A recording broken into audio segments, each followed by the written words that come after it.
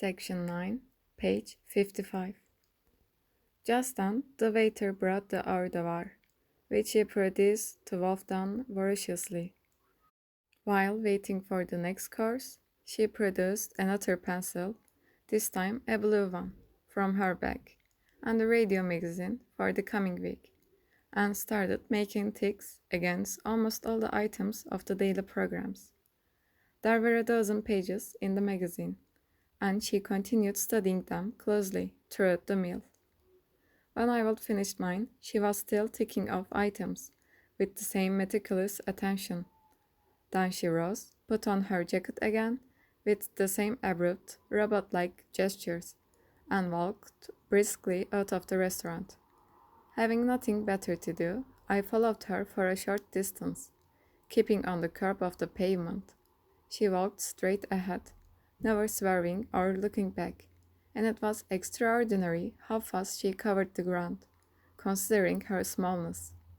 In fact, the pace was too much for me, and I soon lost sight of her and turned back homeward. For a moment the little robot, as I thought of her, had much impressed me, but I soon forgot about her. As I was turning in at my door, I ran into old Salamano. I asked him into my room, and he informed me that his dog was definitely lost. He had been to Put Pond to inquire, but it wasn't there, and the staff told him it had probably been run over. When he asked them whether it was any use inquiring about it at the police station, they said the police had more important things to attend to than keeping records of stray dogs run over in the streets. I suggested he should get another dog, but reasonably enough, he pointed out that he would become used to this one, and it wouldn't be the same thing. I was seated on my bed, with my legs up, and old Salamano on a chair beside the table, facing me, his hands spread on his knees. He kept on his battered felt hat and was mumbling away behind his draggled yellowish mustache. I found him rather boring, but I had nothing to do and I didn't feel sleepy. So, to keep the conversation going, I asked same questions about his dog, how long he had it, and so forth. He told me he had got it soon after his wife's death. He was married rather late in life. When a young man, he wanted to go on the stage. During his military service, he would often played in the regimental theatricals and acted rather well, so everybody said. However, finally, he had taken a job in the railway, and he didn't regret it, as now he had a small pension. He and his wife had never hit it off very well, but they would get used to each other, and when she died he felt lonely. One of his mates on the railway, whose bitch had just had pups, had offered him one, and he had taken it as a companion. He would have to feed it from the bottle at first, but as a dog's life is shorter than a man's, they would grow old together, so to speak. He was a cantankerous brute, Solomon said. Now and then we had some proper set toss, he and I, but he was a good mood all the same. I said he looked well bred, and that evidently pleased the old man. Ah, but you should have seen him before his illness, he said. He had a wonderful coat, in fact. That was his best point, really. I tried hard to cure him. Every mortal night after he got this skin disease, I rubbed an ointment in. But his real trouble was old age, and there is no curing that. Just then I yawned, and the old man said he would better make a move. I told him he could stay, and that I was sorry about what had happened to his dog. He thanked me and mentioned that my mother had been very fond of his dog. He referred to her as "your poor mother," and was afraid I must be feeling her that terribly. When I said nothing, he added hastily, and with a rather embarrassed air, that some of the people in the street said nasty things about me because I would send my mother to home. But he, of course, knew better. He knew how devoted to my mother I had always been. I answered, why I still don't know, that it surprised me to learn I would produce such a bad impression. As I couldn't afford to keep her here, it seemed the obvious thing to do, to send her to a home. In any case, I added, for years she would never had a word to say to me. And I could see she was moping, with no one to talk to. Yes, he said, and at a home one makes friends, anyhow. He got up, saying it was high time for him to be in bed, and added that life was going to be a bit of a problem for him, under the new conditions. For the first time since I would know him, he held out his hand to me, rather shyly, I thought, and I could feel the scales on his skin. Just as he was going out the door, he turned and, smiling a little, said, "Let's hope the dogs won't bark again tonight. I always think it's mine I hear." It was an effort waking up that Sunday morning. Mary had to jog my shoulders and shout my name. As we wanted to get into the water early, we didn't trouble about breakfast. My head was itching slightly, and my first cigarette had a bitter taste. Mary told me I looked like a mourner at a funeral, and I recently did feel very limp. She was wearing a white dress and had hair loose. I told her she looked quite ravishing like that, and she laughed happily. On our way out, we banged on the Raymond's door, and he shouted that he would be with us in a jiffy. We went down to the street, and because of my being rather under the weather, and our having kept the blind down in my room, the glare of the morning sun hit me in the eyes like a clenched fist. Mary, however, was almost dancing with the delight, and kept repeating, "What a heavenly day!" After a few minutes, I was feeling better, and noticed that I was hungry. I mentioned this to Mary, but she paid no attention. She was carrying an oilcloth bag in which she had stowed our bathing kit and a towel. Presently, we heard Raymond shutting his door. He was wearing blue trousers, a short-sleeved white shirt, and a straw hat. I noticed that his forearms were rather hairy, but the skin was very white beneath. The straw hat made Mary giggle. Personally, I was rather put off by his get-up. He seemed in high spirits and was whistling as he came down the stairs. He greeted me with, "Hello, old boy," and addressed Mary as Mademoiselle. On the previous evening, we had visited the police station, where I gave evidence for the Raymond about the girls having been false to him. So they let him off with a warning. They didn't check my statement. After some talk on the doorstep, we decided to take the bus. The beach was within easy walking distance, but the sooner we got there, the better. Just as we were starting for the bus stop, Raymond plucked my sleeve and told me to look across the street. I saw some Arabs lounging against the tobacconist window. They were staring at us silently, in the special way these people have, as if we were blocks of stone or dead trees. Raymond whispered that the second Arab from the left was his man, and I thought he looked rather worried. However, he assured me that all that was ancient history. Mary, who hadn't followed his remarks, asked, "What is it?" I explained that those Arabs across the way had a grudge against Raymond. She insisted on our going at once. Then Raymond laughed and squared his shoulders. "The young lady was quite right," he said. "There was no point in hanging about here." Halfway to the bus stop, he glanced back over his shoulder and said the Arabs weren't following. I too looked back. They were exactly as before, gazing in the same walkway at the spot where we had been. When we were in the bus, Raymond, who now seemed quite at ease, kept making jokes to amuse Mary. I could see he was attracted by her, but she had hardly a word for him. Now and again she would catch my eye and smile. We alighted just outside the Algiers. The beach is not far from the bus stop. One has only to cross a patch of highland, a sort of plateau, which overlooks the sea and shelves down steeply to the sands. The ground here was covered with yellowish pebbles and white lilies that showed snow white against the blue of the sky, which had already the hard metallic glint it gets on very hot days. Mary amused herself, swishing her back against the flowers and sending the petals showering in all directions.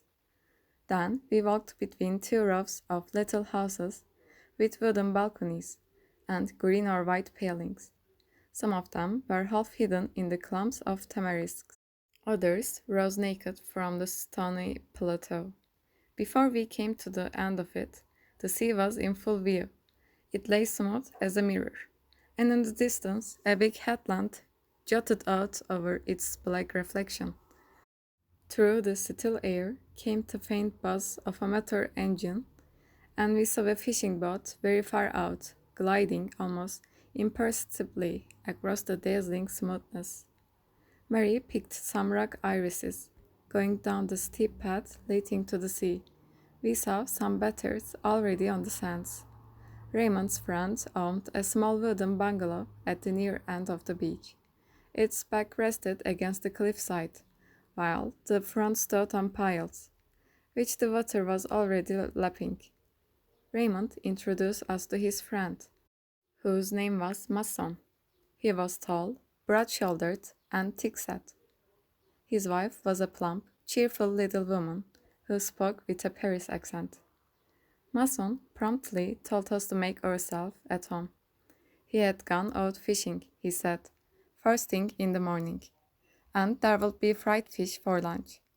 I congratulated him on his little bungalow, and he said he always spent his weekends and holidays here. With the missus, needless to say, he added. I glanced at her and noticed that she and Mary seemed to be getting on well together, laughing and chattering away. For the first time, perhaps, I seriously considered the possibility of my marrying her. Masson wanted to have a swim at once, but his wife and Raymond were disinclined to move. So only the three of us, Mary, Masson, and myself, went down to the beach. Mary promptly plunged in, and Masson and I waited for a bit. He was rather slow of speech and had, I noticed, a habit of saying, "And what's more?" between his phrases, even when the second added nothing really to the first. Talking of Mary, he said, "She is an awfully pretty girl, and what's more, charming." But I soon ceased paying attention to this trick of his. I was basking in the sunlight, which, I noticed, was making me feel much better. The sand was beginning to stock up underfoot, and, though I was eager for a dip, I postponed it for a minute or two more. At last I said to Masson, "Shall we go in now?" and plunged. Masson walked in gingerly and only began to swim when he was out of his depth. He swam hand over hand and made slow headway, so I left him behind and caught up with Mary. The water was cold, and I felt all the better for it. We swam a long way out, Mary and I, side by side, and it was pleasant feeling how our movements matched, hers and mine, and how we were both in the same mood, enjoying every moment. Once we were out in the open, we lay on our backs, and I gazed up at the sky. I could feel the sun drawing up the film of salt water on my lips and cheeks. We saw Masson swim back to the beach and slump down on the sand under the sun. In the distance, he looked enormous, like a stranded whale. Then Mary proposed that we should swim tandem. She went ahead, and I put my arms round her waist from behind, and while she drew me forward with her arm strokes, I kicked out behind to help us on. The sound of little splashes had been in my ears for so long that I began to feel I would had enough of it. So I let go of Mary and swam back at an easy pace, taking long, deep breaths.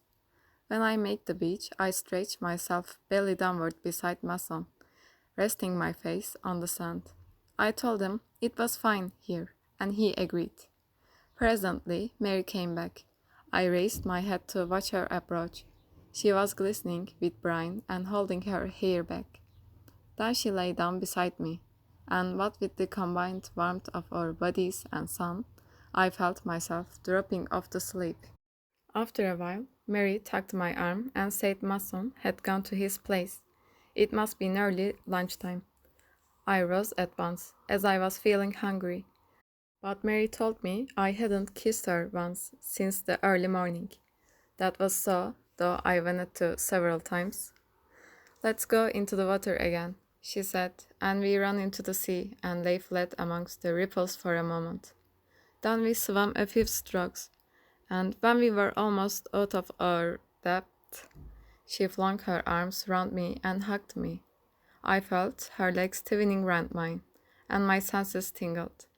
When we got back, Mason was on the steps of his bungalow, shouting to us to come.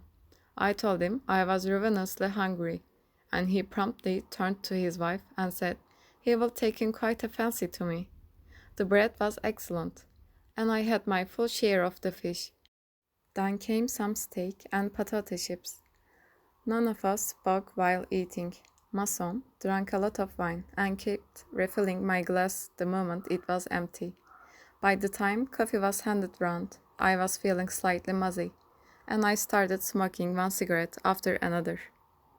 Mason, Raymond, and I discussed a plan of spending the whole of August on the beach together, sharing expenses. Suddenly, Mary exclaimed, I say, do you know the time?